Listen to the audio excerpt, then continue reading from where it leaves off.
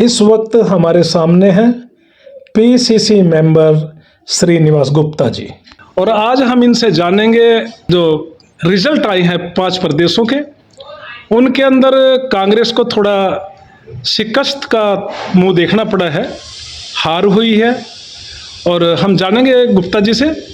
गुप्ता जी, आपसे मैं जानना चाहता हूं कि ऐसा क्यों हुआ, जबकि एक उम्मीद थी कांग्रेस के सभी लीडरों को कि हम अच्छा प्रदर्शन करने जा रहे हैं, और खासकर राजस्थान और छत्तीसगढ़ के अंदर तो सोच भी नहीं सकते थे कि हमारी सरकार नहीं बनेगी, लेकिन परिणाम उसके उलट आए हैं। वजह क्या रही, क्या कहना चाहेंगे आप इस बारे में? जो ये 5 स्टेटों के चुनाव के परिणाम आए हैं, ये मायूस भी हैं हम इससे, और हैरान भी। मायूस तो इसलिए हैं कि हमें उम्मीद थी कि हम सभी स्टेटें जीतेंगे, और हैरान इस वजह से हैं कि ऐसा क्यों नहीं हुआ, जबकि पार्टी बड़ी मजबूती से चारों स्टेटों में लड़ी है। और हैरानी की जो कारण है वो ये है कि एक मोमेंटम होता है पार्टी का जी। वो मोमेंटम हमारा तेलंगाना में था, जो परिणाम में भी परिवर्तित हुआ। जी। इन 3 स्टेटों में, छत्तीसगढ़, राजस्थान और मध्य प्रदेश में, मोमेंटम हमारा कहाँ गया। कई प्रकार के संदेह भी किए जाते हैं जी। लेकिन जब तक सबूत ना हो उसके बारे में कहना उचित नहीं है। जी। लेकिन पार्टी को, पार्टी के नेताओं को, कार्यकर्ताओं को मनोबल बनाए रखना है। चुनाव राजनीति में पार्टियां जीतती भी हैं, हारती भी हैं। जी। उसके कारणों का अभी पार्टी की मीटिंगों में पता लगाया जाएगा कि हम कहाँ हमारे से चूक हुई, या कोई हमारे साथ कुछ ऐसा हुआ जो कि ना होना चाहिए। जी। पार्टी के सभी कार्यकर्ता मजबूती से पार्लियामेंट का चुनाव लड़ेंगे, और हमें उम्मीद है कि भारतवर्ष में हमारा जो ग्रुप है इंडिया का, जी। वो सरकार बनाने में सक्षम रहेगा। तो जो 4 स्टेटों के चुनाव परिणाम आए हैं, जी। चुनाव आयोग के मुताबिक 4 स्टेटों में भारतीय जनता पार्टी को 4 करोड़ 81 लाख वोट मिले। बिल्कुल बिल्कुल। जबकि कांग्रेस पार्टी को 4 करोड़ 90 लाख वोट मिले। जी। तो हमें मनोबल तो इसी से मिलता है। जी जी। क्योंकि वोट संख्या हमें ज्यादा प्राप्त हुई है, बेशक। लेकिन ये न्यूमेरिकल की बात है कि सीटें, वोट किसी को ज्यादा आ जाती हैं कभी कभी, और सीटें किसी और को ज्यादा आ जाती हैं। जी। ये कि इस चुनाव की पद्धति पर निर्भर करता है। जी।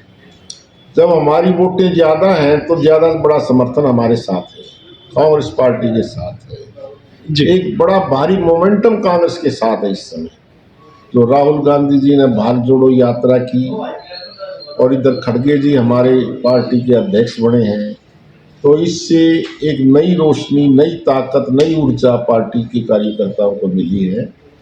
और ये परिणाम भी शो करता है कि हमें बीजेपी से 10 लाख वोट ज्यादा प्राप्त हुए।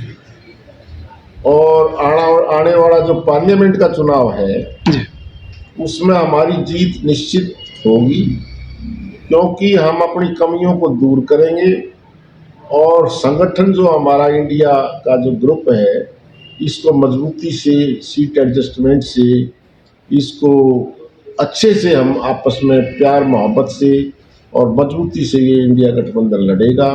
क्योंकि इंडिया गठबंधन जो है वो उससे वोट हमारी बटेंगे नहीं। जी 2019 में भारतीय जनता पार्टी और मोदी जी का सिक्का जो है बहुत ऊंचाई पर था, जो आज वो ऊंचाई नहीं है। हाँ जी तो जब भी भारतीय जनता पार्टी को 37% वोट प्राप्त हुए थे 2019 के पार्लियामेंट चुनाव में, तो इसका मतलब ये 63% वोट मोदी जी के विरुद्ध पड़े थे।